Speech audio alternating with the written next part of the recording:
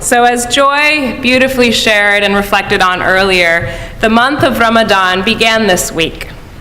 One of the earliest memories I have of this month comes from when I was about 10 years old. I had started fasting and was managing to stay away from food and drink while I was at school. And then one day my class had a party. I remember my teacher walking around the classroom with those over-frosted yet still somehow delicious to every child store-bought cupcakes. And without even thinking, I grabbed a cupcake and I took a giant bite. A few seconds later, I realized what I had done. I ran to the bathroom crying and desperately tried to rinse the cake and frosting from my mouth. I felt like I had failed God and vowed to do everything I could to make sure I never did so again. And looking back, I may have taken some drastic measures. I had braces at the time. Some of you know what's coming. And at night had to wear metal headgear that wrapped around the front of my face. Well, after that party, I wore my headgear during the day at school, and I didn't take it off. And it worked. Believe it or not, a giant piece of metal sticking out of your mouth really does keep you from accidentally eating cupcakes. I think my 10-year-old self should have marketed that as the Ramadan ring. It's been a few years since that grade school party, and things have changed. My relationship with cupcakes is still as impulsive as ever, but my relationship with Ramadan has evolved. As a kid, I saw it as something that God required of me in order for me to be worthy and loved. And my inability to keep from eating cupcakes was an indication that I wasn't good enough. And as I've grown older, I've come to a new understanding, helped in part by this verse from the Quran. We have created humanity, and we know what your soul whispers to you. We are closer to you than your jugular vein. This verse, it's such an intimate description of what the Quran calls God, or what we may call the spirit of life or love. This God, this love, knows us as what we truly are, even in the moments when we are not at our best. It knows us as beings with an immense capacity for goodness and love. It is that inner divine spark within each of us, and nothing that we may do or experience can remove it. This love exists as a sustaining force and creative impulse in our life, sometimes without our even asking. And in reminding us of this love in our being, this verse affirms humanity's inherent goodness and worth, which we always have the invitation to remember and engage. And over time, I've come to experience Ramadan as a month of remembrance, an act of faith that observers use to acknowledge and engage this love that is closer than our jugular vein. It is a time, as Joy shared, when we are reminded of what sustains our bodies and our spirits. When we take the time to remember that we come from love and have within us the impulse to create great love. It reminds us of our innate capacity for good and our strength, our ability to show patience and compassion, even when we haven't had our usual mid-morning cup of coffee. Ramadan, like other religious observances, it helps people recognize and deepen their sense of connection to the human family. And by offering these important reminders, practices like Ramadan serve another vital role. They nurture a sense of responsibility to ensure that no person is ever denied access to the nourishment they need to live and to thrive. Nourishment like food and water, and a society that recognizes the love that is closer than your jugular vein. They remind us that we can and should create a world that respects every person's inherent worth and dignity. And today especially, we know that those reminders are needed because we still live in a world where the worth of any person, their inherent goodness and love, their right to basic nourishments can be too easily denied. We receive regular messages that our worth is tied to how much money we make, the shape or functionality of our body, our skin color, our immigration status, our sexual orientation, our gender identity, our age, our religion, and so on. Whether it is embedded in our legal codes or our social norms, people with certain identities or experiences continue to be treated as less worthy. And the message we too often receive is that their inherent right to be nourished and loved can, or even worse, should be denied. And of course, as Unitarian Universalists, we have a long history of countering those messages, and sometimes even putting our own lives on the line in service to the people who have been denied their inherent worth. Our tradition calls upon us to ensure that every person has access to the nourishments they need. Our predecessors were people who knew that their faith inspired them to leave behind the world a better way, that their inner divine spark empowered them to break the bad, to cheer the sad, and to create great love. As Reverend Anita Farber Robertson writes, we share with our forebears an understanding of a sacred responsibility for the entire community, which is our charge. Our tradition tells us that we are responsible for the care of all. It is this sense of sacred responsibility that moved many Unitarians and Universalists to fight for abolition, to persevere for the right for women and Black Americans to vote, to advocate for fair labor laws. And as we celebrate LGBTQ Pride this month, it is this engagement of our responsibility to care for all that previously called Unitarian Universalists to advocate for and perform same-sex marriages when they were still called illegal, and today calls us to recognize and address the various forms of institutionalized and violent homophobia and transphobia still within our midst. And over the course of these last 10 months, I have seen how this faith call to counter worth-denying messages has been answered by this community, staffing a winter shelter, supporting campaigns to raise the minimum wage, advocating for more just sentencing laws, volunteering for national food drives, sharing a message of welcome in Walnut Creek and at the California State Capitol. This community is living our sacred responsibility. We are embodying that message of love. We are not just shouting to the world that things can be better. We are showing it how.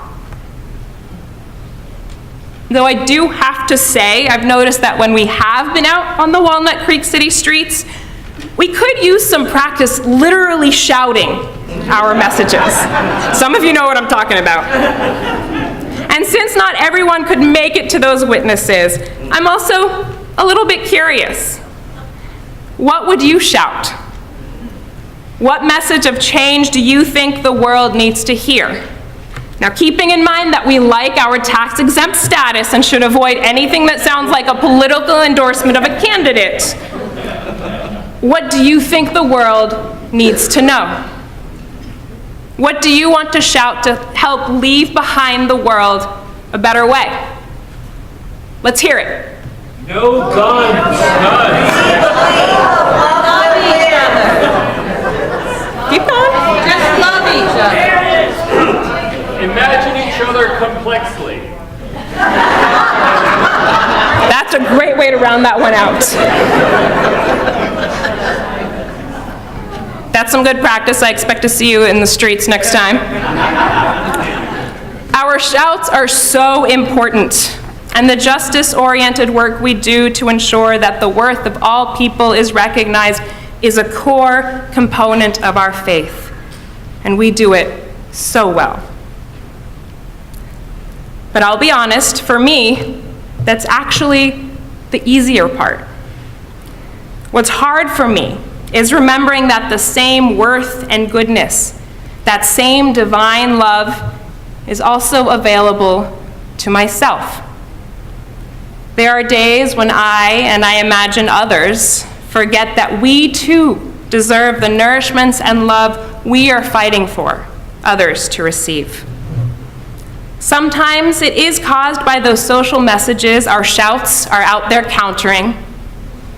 Other times, something else can lead us to forget or deny our worth. Making a major mistake or feeling like we have failed at a task. An unhealthy relationship or a traumatic experience. The loss of a job or a loved one.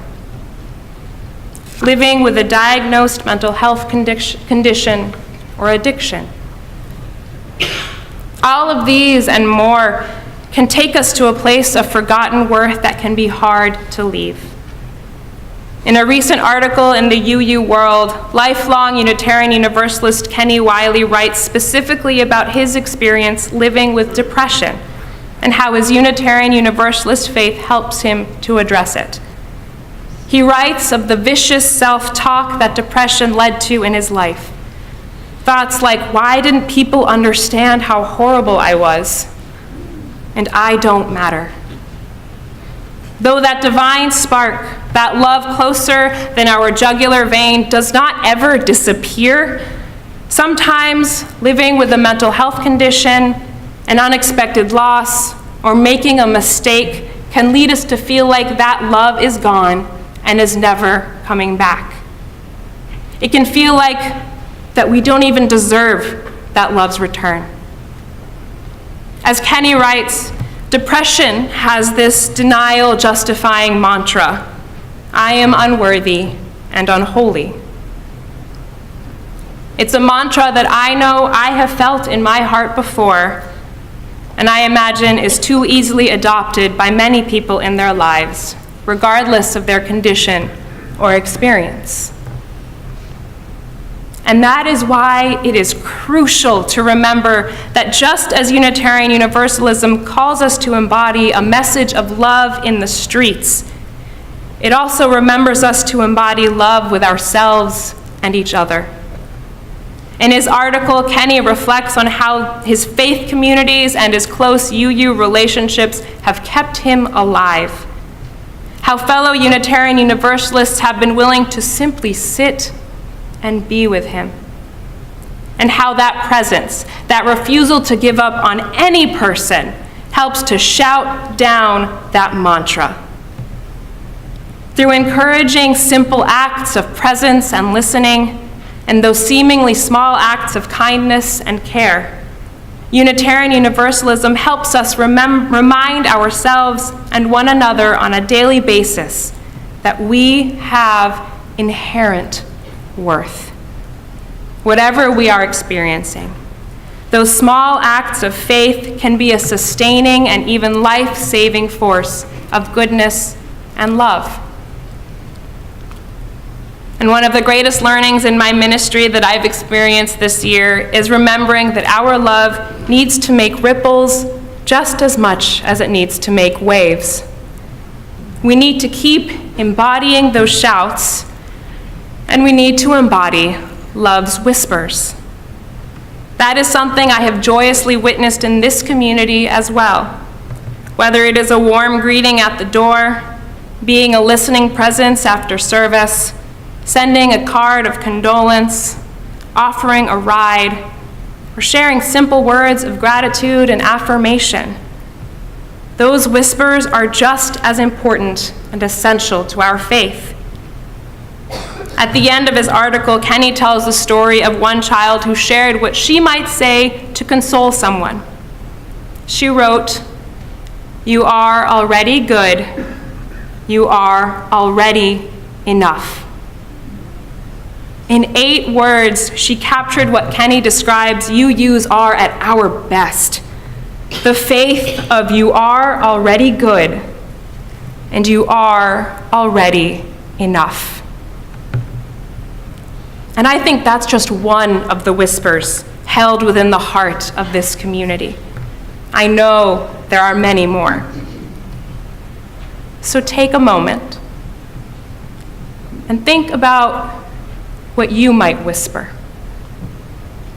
What words would you tell your neighbor that could be a ripple of love in their life? Take a moment. Think about those words, and then if you're comfortable, turn to someone next to you and offer them.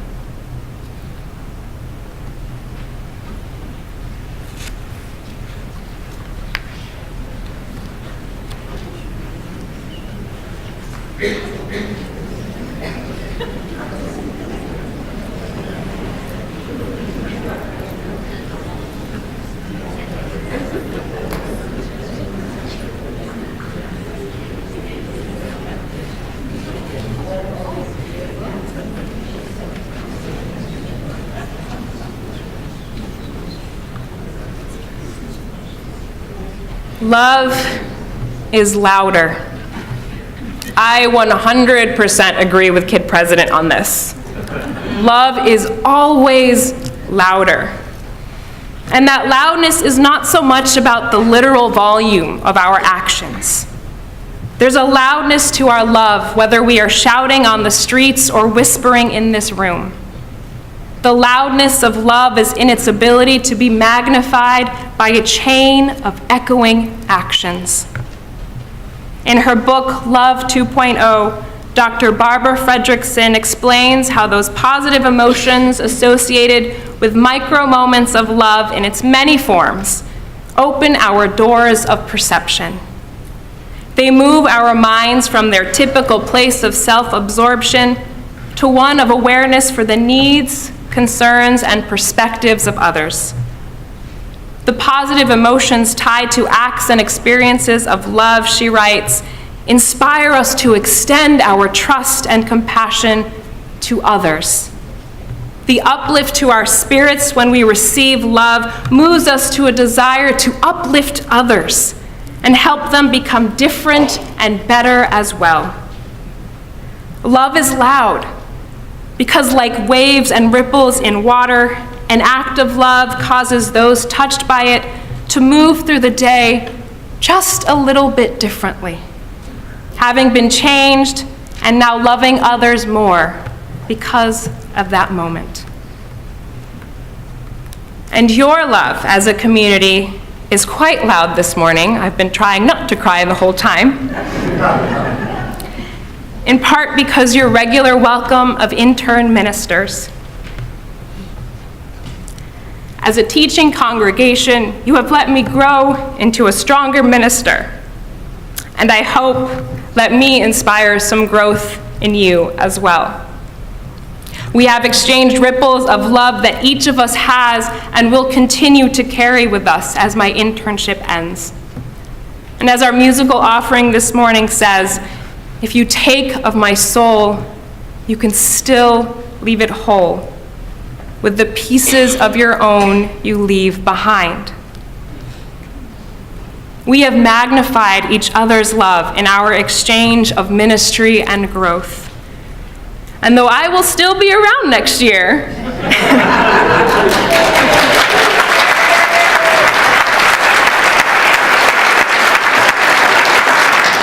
my time and my role will be different.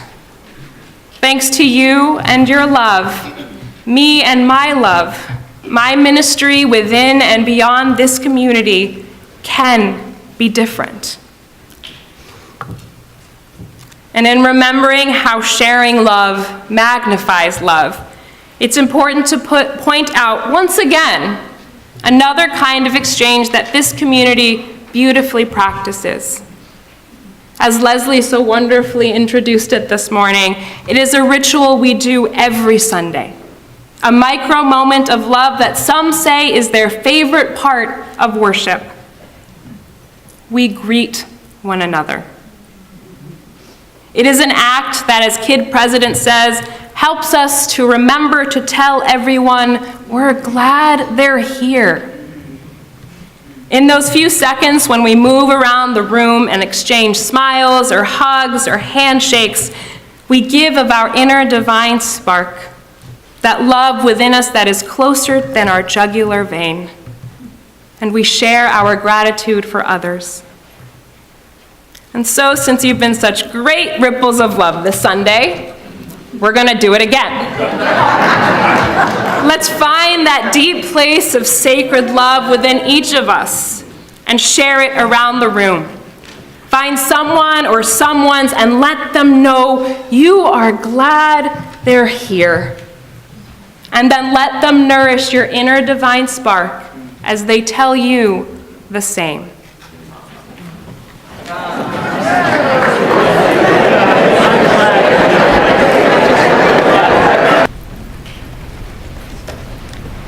Innate to all of us is that powerful sacred love, that new day.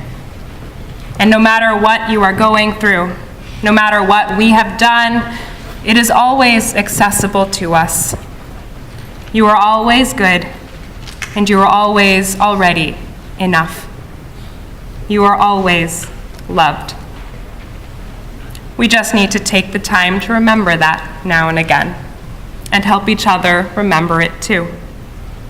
From those small acts of greeting, to those exuberant rituals of welcoming into adulthood, to witnesses in the streets. Our faith moves us to nourish every person's innate, closer than our jugular vein, love. Our ripples and waves, our shouts and our whispers, they are what help all of us love up to our potential and leave behind the world a better way.